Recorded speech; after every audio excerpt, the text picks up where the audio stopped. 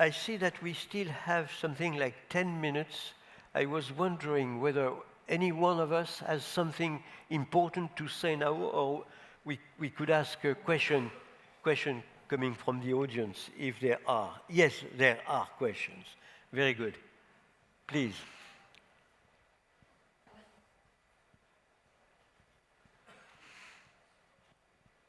Thank you. I'm Trichet from Israel. I would like to ask you, what do you think will be the influence of the fact that Trump wants to put taxes over imports from different countries in the world?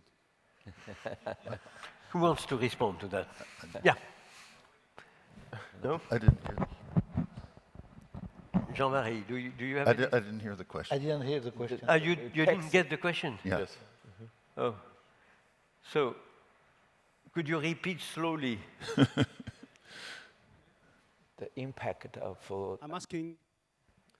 I'm Meir Shitrit from Israel, and I'm asking what will be the implications of the fact that President Trump going to put taxes over import from all the different countries. Tariffs, the question. Yeah, it's clear. What about the tariffs? Are you bold enough to say what you really think? Well, what I really think is that we don't know. It's a will-be policy for the moment, and there are three questions which are going to be debated within the U.S. administration. The first one is obviously the policy mix, because tariffs are by nature inflationary and recessive, but at the same time there is going to be a very expansionist fiscal policy and maybe deregulation. So how is that going to combine, and what are going to be the choices of this administration in terms of the inflationary price that they are ready to have paid? And as you know, inflation tends to, I think a central banker knows more than me about that, generate interest increase and appreciation of the exchange rate. So it cancels your trade policy if you have your exchange. So this question of the policy mix is not clear. Not to say that it's not really reasonable, I'm not being judgmental, but to tax something that you don't produce. I was discussing recently with a major coffee trader in Geneva, and he's not concerned because the United States is not growing coffee. So why would they tax it? That would be purely inflationistic. So the first uncertainty is going to be about this choice of policy mix. The second one is about this discussion on, are tariffs going to be tactical, like to be transactional, or are they going to be strategic with a view to decoupling? This nobody knows at this stage.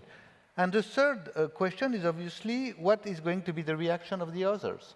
And there are four possible reactions. One is to do nothing, one is to negotiate, one is to retaliate, and one is to circumvent.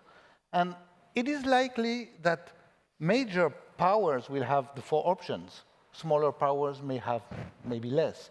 But the combination of mobilization of these options is going to define the size of the shock. So this is a long way to say that I concur with Vincent about the uncertainty, which is the characteristic of what we're going to face.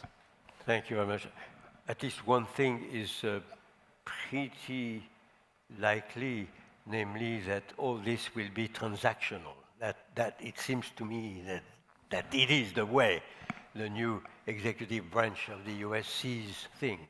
But Gabriel, yes, you have actually, as you say, it is transactional. We have tried in several studies now to quantify the welfare effects of 60% extra tariffs on China, on 10% extra tariff on everyone, and there is no proper economic model that would show that this is a very good idea for the United States. No? So I think there's consensus on this, but that implies, as you say, that this is a threat. Unfortunately, it's a credible threat, and so it will probably bring countries to the negotiation table, because that is what you need if you want to achieve changes in the system where efficiency gains are already very much exhausted. So it is about zero-sum bargaining, where those threats are of very big importance. And what we also know is at the end of it, what could remain is a strongly appreciated dollar. No, this is also what the models tend to say. And with a more appreciated dollar, we have less world trade. No, so I think this is probably the safest prediction that one can make on the dollar and on the size of global transactions. I think you expressed the view of most economists. But we are all economists, so maybe we have different views.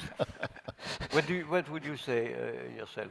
Well, I think that the direction of the change implied by tariffs is clear, but we really have no clue about the magnitude.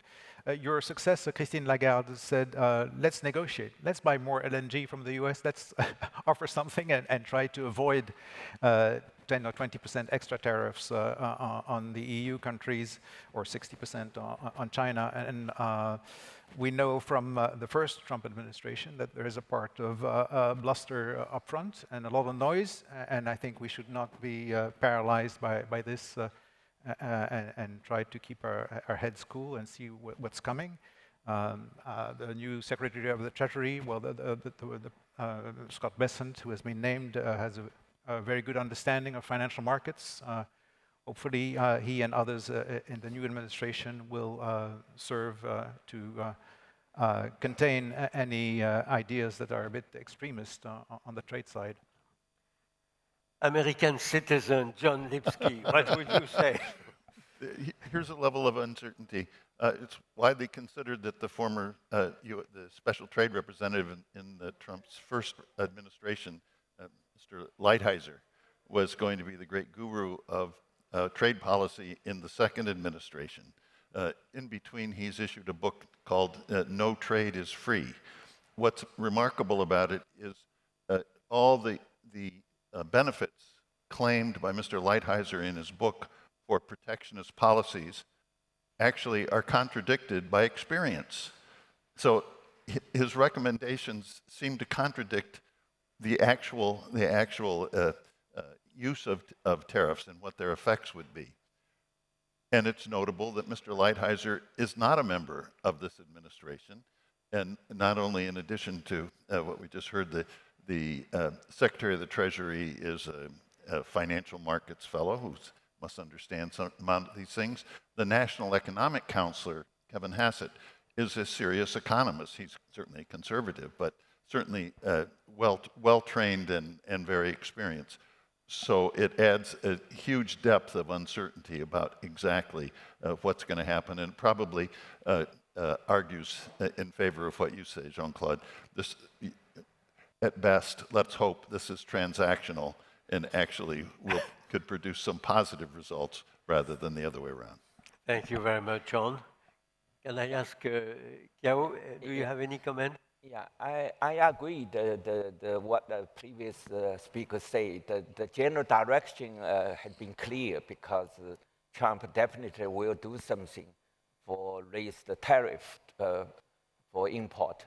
But unclear is how much he used that as a tool to achieve other goal. How much really he want to impose. Also, as you mentioned, we don't know how much other country to react or totally take a retaliation or just negotiation. We don't know that. So only thing we can do, we go ahead one step by step to take some response to whatever he wanted to do. Thank you very much indeed. I see that time has elapsed. And if we have a last question, which should be extremely concise, and we would respond in equally concise manner, that would be good, but there is no question. So I will conclude in saying that we had a very good interaction in this panel. Bravo.